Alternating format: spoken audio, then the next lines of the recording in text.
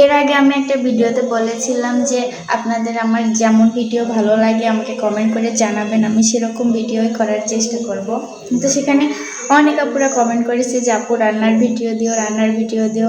আমি আসলে সেভাবে রান্নাবান্না পারি না, মাত্র শিখতেছি, কোনো রকম পারি আর কি। তো ভাবলাম আজকে দিই। আজকে আমি রান্না করব এই ইলিশ মাছটা, মোটামুটি বড়ই। তো চলো এটাকে কাটা যাক।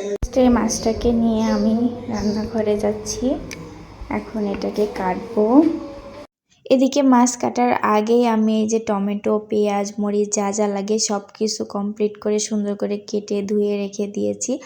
আর এদিকে আমি মাছের আইসটাও আগেই সরাই নিয়ে ধুয়ে নিয়েছিলাম। তারপরে আমি এখন মাছটা কাটতেছিলাম, যেহেতু ভিডিও করবো এই জন্য কাজ আগায় রাখছিলাম যাতে ভিডিও করতে ঝামেলা না হয়।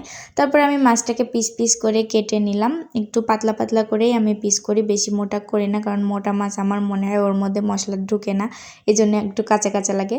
তারপরে আমি যেগুলো ব্লিন করার ছিল, কিছু পেঁয়াজ, হালকা একটু মরিচ আর জিরা বাটা, এটা হচ্ছে ব্লিন করে নিয়েছি, আর কিছুটা মরিচ কেটেও নিয়েছে।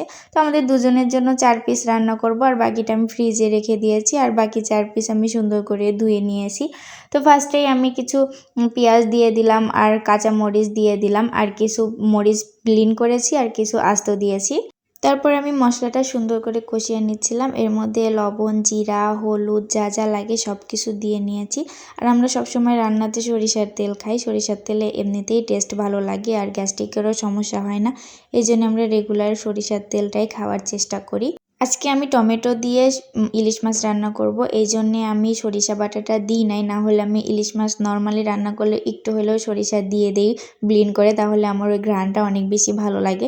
সরিষা ইলিশে তো দেওয়াই হয়, কিন্তু এমনি ইলিশ রান্না করলেও আমি একটু সরিষা বাটা দেওয়ার চেষ্টা করি। আর আমার হাজব্যান্ড চিংড়ি মাছে আর ইলিশ মাছে টমেটো খেতে অনেক বেশি পছন্দ করে, ওকে রান্না করে দিয়ে দিয়ে এটা আমারও অনেক বেশি পছন্দের হয়ে গেছে। ইলিশ মাছে, চিংড়ি মাছে টমেটো না দিলে এখন কেন জানি না আমার ভালোই লাগে না, যার কারণে আমি 2টা টমেটো কেটে রেখেছিলাম, সেই 2টা টমেটো কাটাও দিয়ে দিলাম এর মধ্যে। দেখো এখন আমার রান্না প্রায় হয়ে আসছে, মানে এখনও হয়নি, ঝোলটা অনেকটা বেশি আছে, শুকাইতে হবে। তারপরে আমি দুপুরে খাবার জন্য ভাত তুলে দিলাম। এই ছিল আজকে আমার রান্না বান্না, কেমন লেগেছে কমেন্ট করে জানাবা।